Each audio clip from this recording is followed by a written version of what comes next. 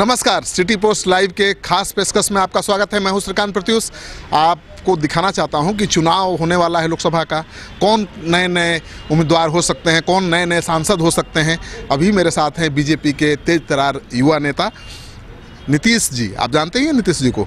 आप बताइए नीतीश जी, सबकी नज़र टिकी हुई है कि आप लोकसभा पहुँचेंगे, कितनी तैयारी है? नहीं, ऐसा कुछ नहीं है। देखा जाए, सबसे बड़ी बात है कि लक्ष्य है कि 2019 में प्रधानमंत्री जी को दोबारा हम लोग देश की बागडोर उनको मिले। संगठन लगातार भारतीय जनता पार्टी का बूथ स्तर पर हम लोग मेहनत कर रहे हैं और हमारी कोशिश यही है, संगठन की कोशिश यही है कि 40 सीट एनडीए के उम्मीदवार चुनाव में सफल हों। जहां पर भारतीय जनता पार्टी के उम्मीदवार ना भी हों, गठबंधन के उम्मीदवार हों, उनको भी हमारे संगठन का लाभ मिले ताकि हमारे उम्मीदवार जीत सकें। इसी कोशिश में लगे हैं। चुनाव कौन लड़ेगा, कौन उम्मीदवार होंगे, ये शीर्ष नेतृत्व का कार्य है और मुझको लगता है कि हम लोग सभी कार्यकर्ता भारतीय जनता पार्टी के एक ही लक्ष्य के साथ काम कर रहे हैं कि आदरणीय मोदी जी को दोबारा प्रधानमंत्री बनाना। लेकिन आपके जो समर्थक हैं उनकी भी मांग लंबे समय से रही है कि आप लोकसभा चुनाव लड़ें और आपका है भी उधर पकड़, तो जिम्मेवारी मिलेगी तो संभालेंगे? नहीं, देखा जाए, मुझको लगता है राजनीति में कोई हाइपोथेसिस पे बात करना उचित नहीं है। कार्यकर्ता की इच्छाएं अपनी जगह है और मुझको लगता है कि जब आप संगठन से जुड़े हुए हैं, संगठन का एक दायित्व आपको मिला हुआ है, आप उसका निर्वहन कर रहे हैं, तो नेतृत्व पर छोड़ना चाहिए और उनको वो तय करना है कि किसी व्यक्ति की या कार्यकर्ता की कहाँ आवश्यकता बेहतर हो सकती है, कहाँ उनसे काम कराएं।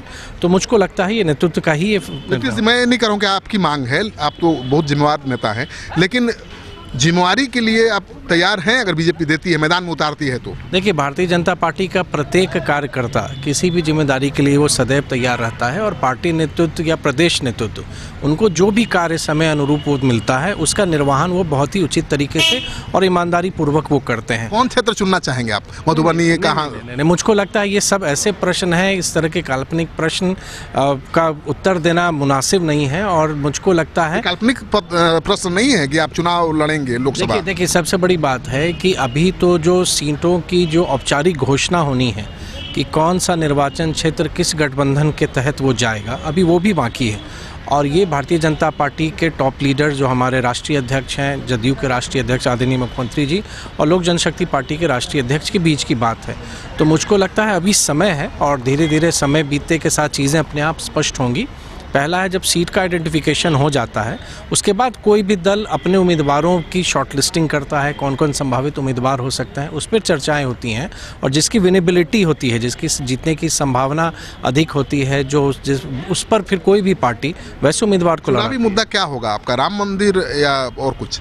नहीं, देखा जाए, लगातार विगत 4-4.5 वर्षों में प्रधानमंत्री जी ने जो समाज के सभी वर्गों के लिए कार्य प्रारंभ किया है और सबका साथ सबका विकास को लेके जब भारतीय जनता पार्टी का नेतृत्व हम लोग आगे बढ़ रहे हैं और भारत की जो आज स्थिति है पूरे विश्व स्तर में एक बहुत ही शक्तिशाली राष्ट्र और एक उभरता हुआ आर्थिक शक्ति के रूप में भारत स्थापित हो रहा है, उस कड़ी को आगे बढ़ाते हुए अगले चुनाव में माननीय प्रधानमंत्री जी के जितने भी कार्य किए गए हैं भारत की बेहतरी के लिए, समाज के सभी वर्गों के उत्थान के लिए, उन कार्यों को लेके हम आगे जाएंगे। राम मंदिर को आगे एजेंडा नहीं, देखा जाए, राम मंदिर एक ऐसा विषय है जो करोड़ों हिंदुओं की भावना से जुड़ा हुआ है और उसके 3 पक्ष हैं, एक जो भावनात्मक पक्ष है, एक जो कानूनी पक्ष है और जो संवैधानिक पक्ष है। मुझको लगता है उचित समय पर इसका भी निराकरण हो जाएगा। हाँ, ये ज़रूर है कि देश का प्रत्येक नागरिक ज़रूर ये चाहता है कि जो वर्षों से जो ये मामला लंबित है इसका एक फैसला हो जाए और राम मंदिर बने, ये सभी चाहेंगे। चुनाव में कानून व्यवस्था कितना बड़ा मुद्दा होगा, क्योंकि बीजेपी के नेता तो लगातार सरकार पर निशाना साध रहे हैं, पुलिस की कार्यशैली पर सवाल उठा रहे हैं? देखिए, गवर्नेंस तो हमेशा से, जब आप चुनाव में आप जाते हैं तो आप अपने पक्ष की बात रखते हैं, आप जो भी कल्याण के काम आपने किए हैं, डेवलपमेंट वर्क आपने किया, उनको आप लेके जाते हैं और कानून व्यवस्था ज़रूर, क्योंकि बिहार में मुख्यमंत्री नीतीश जी की जो एक यूएसपी है, जो उनके शासन की जो सबसे बड़ी एक सफलता आप कह सकते हैं, 2005 से ही वो रूल ऑफ लॉ रहा है और मुझको लगता है कि गवर्नेंस बिहार में बहुत बेहतर हुआ है कि जिस स्थिति से हम प्रारंभ हुए थे और आज हम जहाँ हैं बेहतर हुआ है और मुझको लगता है जब राष्ट्र का जब चुनाव आता है, राष्ट्रीय मुद्दे ज़्यादा प्रभावी हो जाते हैं और आदरणीय मोदी जी के खिलाफ में कौन विपक्ष का उम्मीदवार आता है, कौन प्रधानमंत्री के रूप में विपक्ष के साझा दल प्रस्तुत कर पाते हैं, ये सब भी जनता देखेगी। हाँ, लेकिन कानून व्यवस्था हो या छोटे छोटे और विषय होते हैं, वो भी क्षेत्र के हिसाब से भी वो मैटर कर सकते हैं।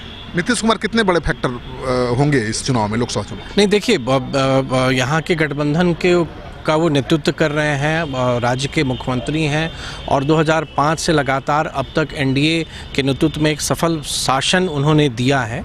और नीतीश कुमार जी की जो कार्यशैली है, जो उनका काम है, जन जन तक पहुंचा हुआ है, वो किसी पहचान की उनको ज़रूरत नहीं है।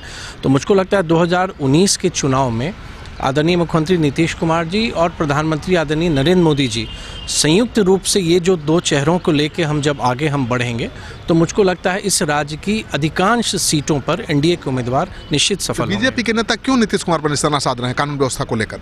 नहीं, ऐसा नहीं है। देखिए, क्षणिक भर अगर कभी कोई घटना होती है तो घटना पर जब कार्रवाई होती है, जो हम लोग कि कोई भी पक्ष ये जरूर मांग करता है कि अगर घटना हुई है तो तुरंत कार्रवाई होनी चाहिए और कार्रवाई सरकार करती भी है। हाँ, अगर कभी थोड़ा सा उसमें डिले होता है तो किन्हीं को उस पर कोई आपत्ति आ जाती है, लेकिन मुझको लगता है कि बिहार में जेडीयू और बीजेपी का एक बहुत ही सफल कॉम्बिनेशन रहा है, जो कई वर्षों से बिहार में एक बढ़िया शासन इस गठबंधन ने दिया है। तो आप सुन रहे थे नीतीश कुमार को। नीतीश कुमार से कुछ भी उगलवाना बहुत आसान काम नहीं है। कानून व्यवस्था पर इनकी पार्टी लगातार नीतीश कुमार की घेराबंदी कर रही है, लेकिन ये कैसे बचते हुए निकले उसे भी आपने देख लिया। अगर आपको इनका जवाब अच्छा लगे तो अपने दोस्तों के साथ इस कार्यक्रम को शेयर करिए। अगर आपने अब तक हमारे यूट्यूब चैनल को सब्सक्राइब नहीं किया है तो ज़रूर कर लीजिए। इस कार्यक्रम को आप पीटीएन न्यूज़ चैनल पर भी देख सकते हैं। नए साल की ढेर सारी शुभकामनाएं। नमस्कार।